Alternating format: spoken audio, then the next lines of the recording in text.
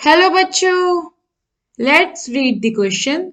The following two compounds are compound 1, compound 2. Option A identical, option B conformational isomer, option C geometrical isomer and option D structural isomer. Question में क्या पूछा है कि हमें दो compound given है, हमें बताना है कि क्या वो आइडेंटिकल है या फिर वो एक दूसरे के आइसोमर फॉर्म है, और अगर आइसोमर है तो गिवन हमारे जो तीन आइसोमर है इनमें से वो कौन है। तो सबसे पहले हम इन दोनों के स्ट्रक्चर को समझते हैं। यहाँ पे हम देखें तो यहाँ पे हमारे पास टोटल 1 2 3 4 5 6 7 8 9 10 10 कार्बन एटम है और 5 double bond.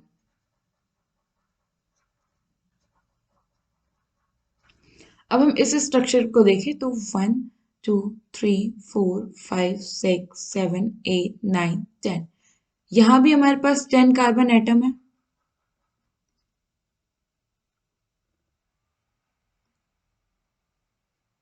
And 5 double bond.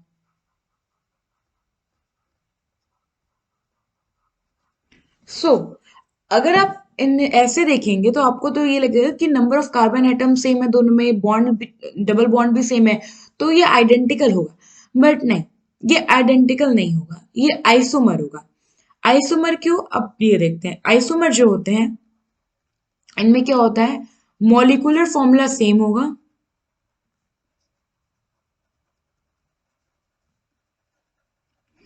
लेकिन इनका स्ट्रक्चरल फॉर्मूला डिफरेंस होगा, बट स्ट्रक्चरल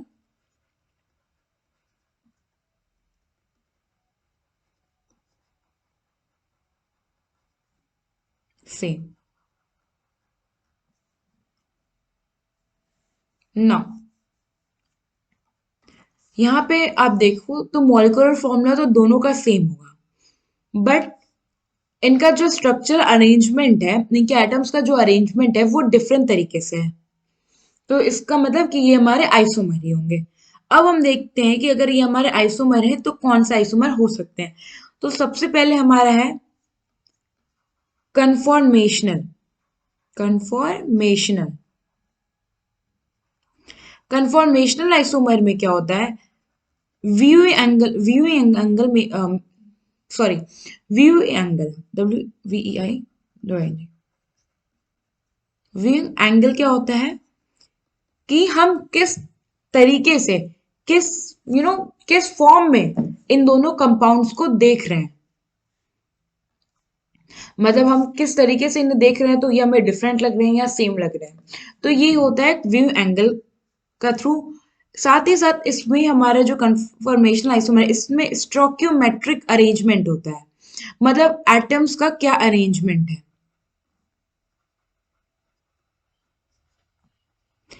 तो अगर हम ऐसे कहें तो ये जो हमारे पूरे दोनों जो कंपाउंड है ये दोनों हमारे सेम प्लेन में ही है। तो यहाँ से ये कंफर्म होता है कि ये हमारे जो कंफर्मेशनल आइसोमर तो बिल्कुल नहीं हो सकते। अब हम बात करते हैं हमारा geometrical isomer.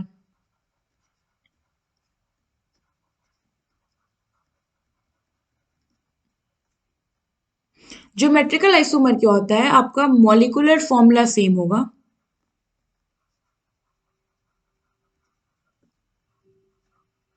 But shape different होता है।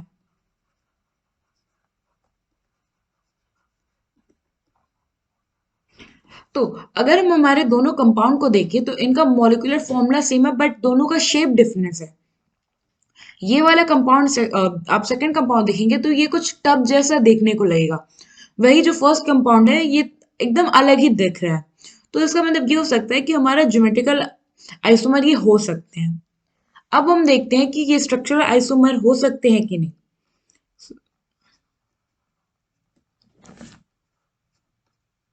स्ट्रक्चरल आइसोमर, स्ट्रक्चरल आइसोमर कौन होते हैं, जिनका मॉलिक्यूलर फॉर्मूला सेम होता है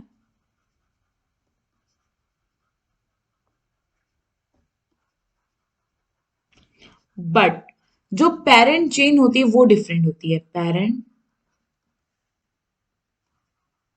चेन डिफरेंट।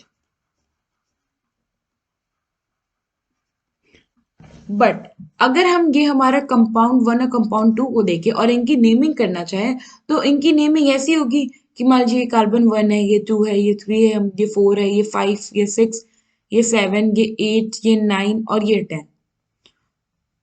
हम्म। और अगर हम इस कंपाउंड की नेमिंग करें तो इसका भी कुछ ऐसे ही नेमिंग हो, कंपाउंड 1 हो गया हमारा, 2, 3, 4, 5, 6, 7, 8, 9, 10। इसका मतलब अगर इनका हम नॉमेनक्लेचर करेंगे तो इनका नॉमेनक्लेचर सेम होगा। तो इसका मतलब ये है कि ये हमारे स्ट्रक्चरल आइसोमर भी नहीं हो सकते। सो ये हमारे जो फाइनल आंसर आता है वो है कि ये हमारे हैं ज्योमेट्रिकल आइसोमर, बाकी सारे ये हमारे नहीं हो सकते। तो हमारा करेक्ट ऑप्शन बनता है ऑप्शन सी। आई होप आपको ये क्वेश्चन समझ में आया होगा। Thank you.